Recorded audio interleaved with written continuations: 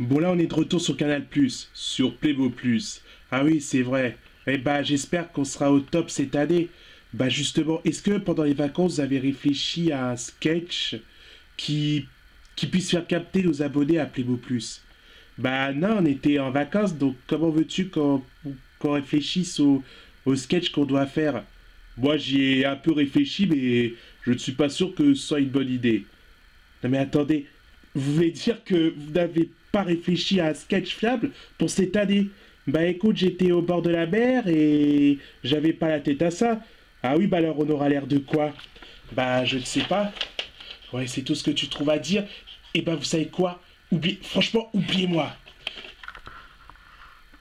Attends Jean-Paul, tu ne vas pas te mettre dans cet état? Oh, laissez-moi tranquille, c'est bon.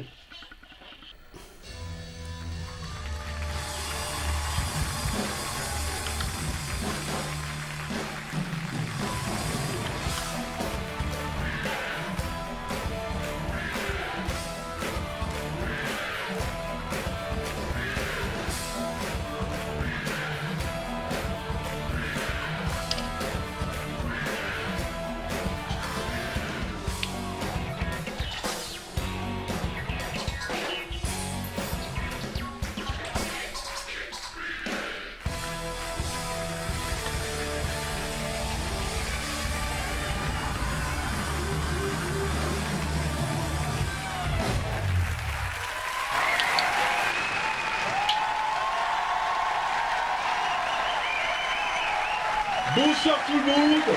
Bonsoir chers amis. Tout d'abord, bonne rentrée à tous les enfants qui ont repris le chemin de l'école et qui nous regardent si vous avez l'occasion. Wow, quelle ambiance! Gardez-en parce qu'avec le programme qui s'annonce, vous allez être récompensés. Eh oui, je suis sur le plateau de nulle part ailleurs, j'ai renouvelé un contrat avec Playbo+, et Edilogo qui a réalisé un nouveau plateau. Et avec une principale nouveauté à nulle part ailleurs, c'est qu'il y a vraiment un public. Ce n'est plus un public fantôme où on entendait des applaudissements mais il n'y avait personne. Dans les gradins, et ben chose faite, il y a un vrai public.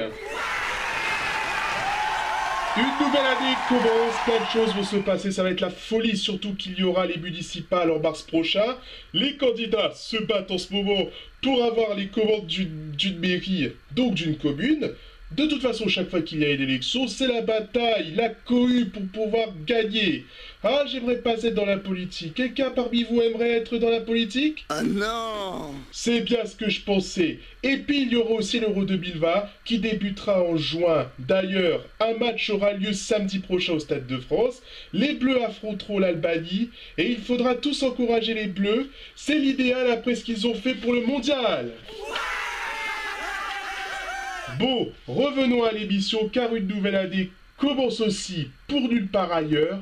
Et pour bien commencer, je reçois une invitée qui est une jeune artiste musicale de l'année, incontournable, qui a sorti son premier album en octobre dernier.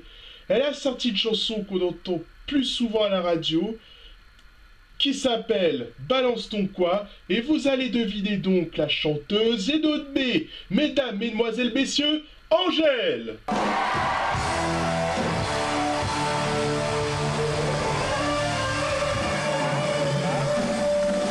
Bonsoir Angèle, bonsoir Maggie. Ça va vous faire bizarre d'être sur un plateau télé avec un public en transe alors que vous êtes en train de débuter votre carrière? Bah j'ai quand même fait plein de concerts. Oui c'est vrai, vous êtes né en Belgique, à Bruxelles si je me trompe pas. Oui, à Uccle plus précisément. Alors vous êtes la fille d'un chanteur belge qui s'appelle Marc et d'une comédienne et humoriste belge Laurence Bibot. Je suppose que c'est grâce à eux que vous vous êtes fait connaître. Bah oui, en fait j'ai intégré le groupe de mon père. C'est là que vous avez appris la musique. Bah pas tellement en fait, j'avais intégré une école de jazz auparavant. Et c'est là que vous avez appris la musique. Oui, on m'a enseigné les valeurs. Et comment vous vous êtes fait connaître? En fait, je donne des petits concerts dans des bars de Bruxelles, et en 2016, je commence à me faire connaître grâce à une reprise d'une chanson de Dick Angarn, un auteur-compositeur néerlandais dont le titre était Bruxelles, qui est ma ville où j'ai grandi. Mais quelquefois, vous faisiez des vidéos sur votre compte Instagram qui sont quelquefois des chants mais aussi des vidéos humoristiques, ce qui vous a fait plus remarquer. Oui, ça avait beaucoup marché à l'époque, je faisais des vidéos sur mon compte Instagram comme ça pour me faire connaître. En 2017, vous assurez les premières parties d'un groupe franco-cubain Ileyi et du rappeur belge Damso qui était connu un peu avant vous. Mais à la fin de cette même année, vous avez sorti votre premier single, La Loi de Murphy. Bien sûr, c'est une chanson où je chante à la fois en français et en anglais. Et la chanson raconte tout ce qui va mal au quotidien, d'où ce que signifie la loi de Murphy, qui lui a énoncé que tout ce qui est susceptible d'aller mal ira mal. Voilà. Début 2018, vous sortez un deuxième single, Je veux tes yeux, une chanson d'amour. La même année, vous donnez votre premier concert parisien au Trianon où vous chantez une reprise d'un morceau de MC Solar qui vous accompagne d'ailleurs et qui s'appelle Victime de la mode et que vous avez renommé Victime des réseaux sociaux. Bah vu qu'à l'époque de MC Solar, je suppose qu'à l'époque où il a écrit la chanson, il y avait beaucoup de victimes de la mode, alors qu'à d'autres époques, on est plus centré sur les réseaux sociaux, donc c'est pour ça que j'ai renommé ce titre Victime des réseaux sociaux. Ensuite, vous participez à des festivals en France, en Belgique et en Suisse. Et parallèlement, je sors mon troisième single, La Thune. Ok, et en octobre 2018, vous réalisez votre premier album incontournable. Exact, ça s'appelle Brol. Brol qui veut dire le désordre en brabançon. Tout à fait. Expliquez-nous ce que c'est que le brabançon. Eh ben, c'est une langue germanique parlée dans une grande partie du territoire de l'ancien grand-duché de Brabant, qui est actuellement divisé entre la Belgique et les Pays-Bas. Très intéressant. Oui, exact. Ensuite, après de nombreux singles sortis et notamment une connue tout oubliée, vous êtes parvenu à faire votre morceau symbolique Balance ton quoi. Exactement. Votre chanson parle du sexisme. Oui, ou plutôt contre le sexisme. Et dans votre clip, on peut y voir l'apparition de l'acteur Pierre Dinet, Antoine Gouy et l'ancienne actrice pornographique Nikita Bellucci. Nous allons poursuivre l'émission avec le sketch des Robins des Bois, c'est parti!